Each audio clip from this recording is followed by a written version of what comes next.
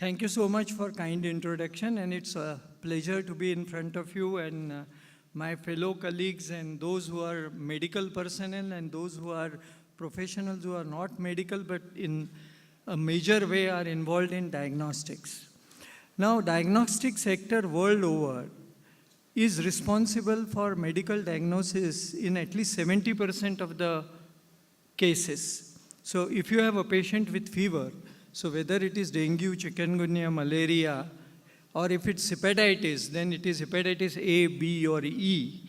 All this decision making is based on pathology reports. Even the risk factor evaluation, suppose somebody's cholesterol is high or fasting blood sugar is high, it cannot be determined by clinical examination alone. In spite of such a vital role in diagnosis of a patient condition, the importance given to pathology, at least in India, is not what it should be. And part of the problem lies with the pathologists who are used to a very back-ended operation with minimal clinical interaction and who refuse to engage in a dialogue with clinicians, which is totally in contrast with what happens world over.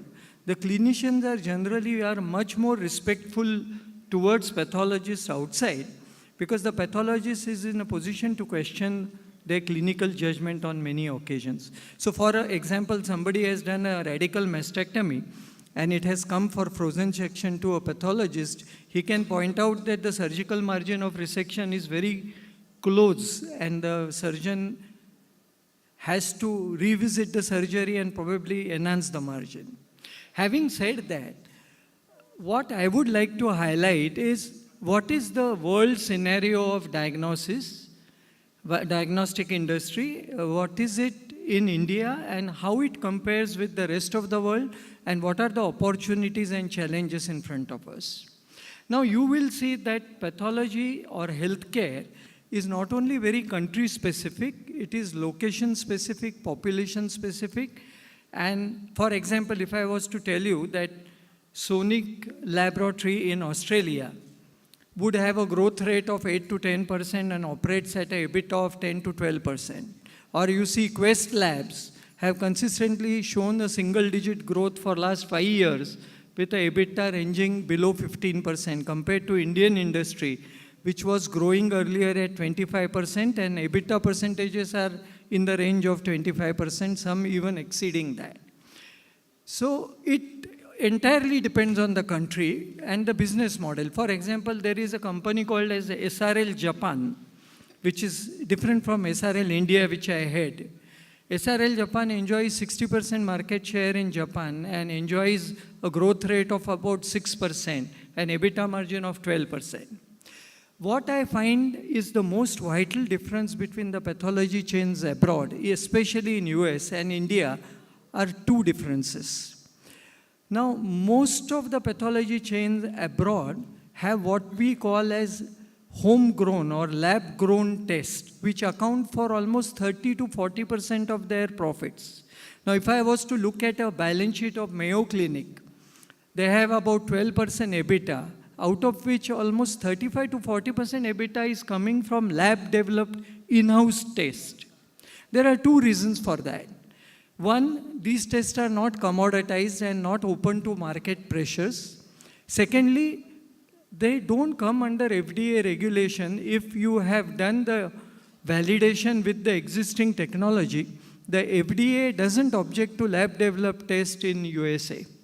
And there is a great movement towards regularizing lab-developed tests under FDA scanner after what happened to Theranos, who tried to develop a business model saying that they were operating without FDA regulations because they were having a CLIA license, that is license to run an immunoassay platforms in private.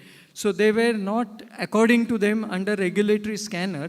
And in spite of multiple rounds of funding and people like Henry Kissinger being on their board, the company managed to raise 3 rounds of capital and ultimately go bust. And now all of us know that Elizabeth Home is facing jail sentences because of fraud and related issues. So Because of these labs, the FDA has become very alert towards lab-developed tests, which form backbone for many laboratories like Quest, Mayo Clinic, or LabCorp.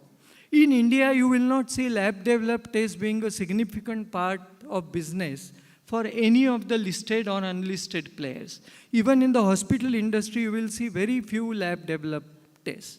So this is one major difference between the way we operate and way they operate. The second is advanced technologies have given rise to a lot of niche players which are outside the preview of larger corporates. For example, even if it is LabCorp or Quest, in certain segments like genomics, certain specialized oncology businesses. For example, I know for a fact that SRL Japan has bought over a company which essentially has 35 to 40 histopathologists operating in USA. They are operating in Japan, but they have bought over this business. So there are niche areas which a larger lab chain is unable to develop or create platform, or there is a lack of expertise or manpower, and you will see similar trends in India. You have companies like MedGenome, you have companies like Dabur OnQuest, you have companies who are in the field of diagnostics, GeneCorp, you have Datar Genetics and many others who are addressing these niche markets, and you will see that the larger corporates are lagging in niche market areas. So you will see Zyton in Bangalore attracting molecular samples in sepsis screen from all over the country. Now, is it something very difficult to develop? No, but they have developed that clinician expertise, clinician rapport, and are able to generate report fast. Of course, now with advent of BioFire, advent of MALDI-TOF, each would get localized and more localized, because as you know, MALDI-TOF has a data bank of more than 75,000 pathogen. And by vaporizing the pathogen and mapping the molecules with the existing data bank, it can arrive at a diagnosis of etiology of that particular pathogen in no less than 1 hour. So this is a revolutionary change. Or if I tell you that the BioFire now all of us know is capable of finding out in a CSF whether it's a herpes encephalitis or it is pneumococcal or it's cryptococcal within 1 hour of receiving the sample. So these kind of changes are happening. As just now our editor Viveka expressed, that the other point which is happening is shifting of healthcare centrifugally. All of us are very used to this cost advantageous model in which all the tests are pulled together at a central location, and with automation we are running lakhs of tests. But this doesn't address the issue of pre-analytical errors, and in many cases doesn't address the issue of TAT. The medicine is going in a different direction. It is not going towards consolidation at one place.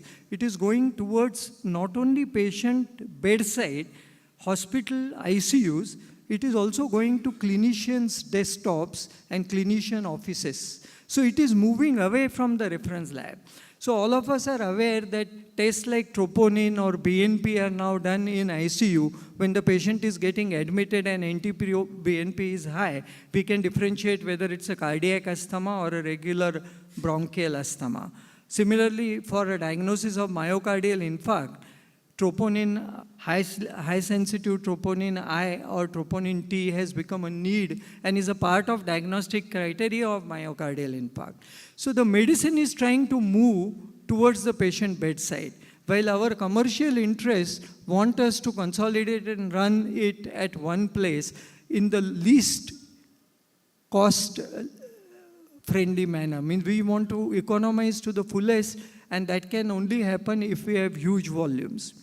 The other thing which is happening in the industry, which is a centrifugal force which will go against the corporate chains, is the advent of technology. Now, when we started practice, a semi-automatizer instrument 15 years back was costing 2 lakh rupees. Today also it costs 2 lakh rupees. But at that time, a benchtop random access analyzer was costing about 12 lakh rupees. Today, the benchtop random access analyzer, I don't want to take names, but all of you are aware, is costing, the entry level ones are costing around 4 to 5 lakhs. So the entry gap between a semi-automated analyzer and a fully automated random access analyzer is minimum. Similarly, a Beckman-Coulter benchtop analyzers in immunoassays have become a norm even in a small and medium-sized laboratory. So this send-outs of vitamin Ds and thyroids and immunoassays are going to move centrifugally more and more towards regional hubs and location-specific lab, which would offer patient service which is better, probably offer TAT which is better, but which would go against the commercials of the labs, the larger labs. So people ask me that healthcare is a sunrise sector in India. I said it's very good. Now, all of us know that what has happened to the pharma sector. We know that barring exceptions like Divi's Lab or Biocon, which are exceptions to the rule because they have a different business model. Look at Dr. Reddy, Glenmark, Sun Pharma, Lupin, and you will see that there is a downtrend in the business, and the downtrend is very significant.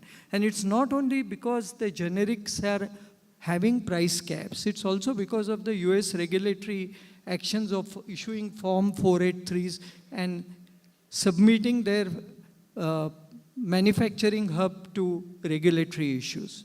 Why I said that? Because in India, at the moment, diagnostics is not facing price caps.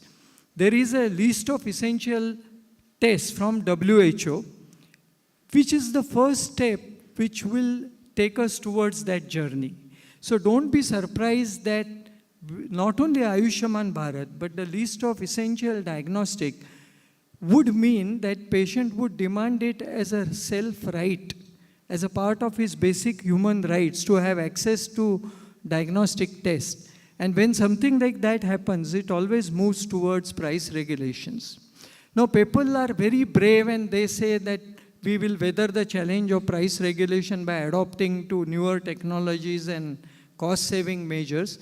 But you see what happens to a telecommunication sector or an airline sector when price regulations come into play. Now, these kind of disruptive changes can happen no matter whether the same government comes or different government comes, because that is the need of the country.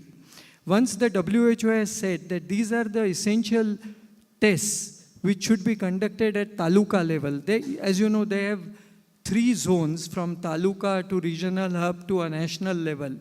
But once they have said that, it's only a question of time that the political agenda takes into consideration this basic need of having access to healthcare tests. So I think I have almost covered my time. Having said that, what about the opportunities for the industry? I think the opportunities of industry are huge, but as I explained to Relin in my earlier interview, the healthcare sector will grow at 15 to 18%, but you don't know whether it's the hospital vertical, the corporate hospital vertical, whether it's the public-private partnership which will grow, whether it's the regional practices which will grow. And in India, we always overestimate the force of consolidation. It was predicted 10 years back that in 10 years, 30% of the market share, just like it is in US, will move towards the organized player. And 10 years down the line, we still have only 15% market share with the organized player. It was predicted that the insurance penetration in 2000, we predicted that by the time we are into 2020, 50% of the country will have insurance cover. And we are nowhere close to that even in metro cities. In spite of this, we always have a tendency of predicting something far too aggressively. So whether we will move towards consolidation, of course we will move towards consolidation. But remember, 40 years of its existence, and Indian pharma sector has more than 100 pharma companies, and the largest one today after 40 years, which is Abbott and Piramal, today enjoys 7 to 8% market share.